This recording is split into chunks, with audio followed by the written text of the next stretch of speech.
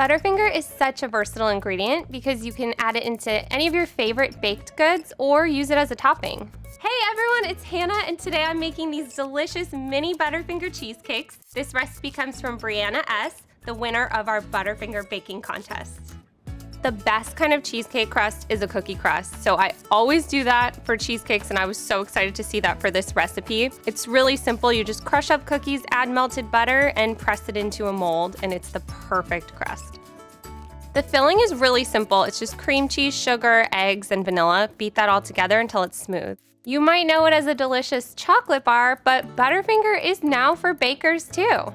You have to add these Butterfinger bits on top of your cookie crust. It's gonna make your cheesecake taste incredible. If you can't find Butterfinger bits, just chop up or crush Butterfinger bars. It works perfectly.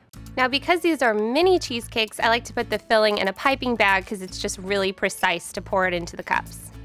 My kids love Butterfinger, so when they saw the bits, they were so excited to try these in a recipe, and we've been using them ever since.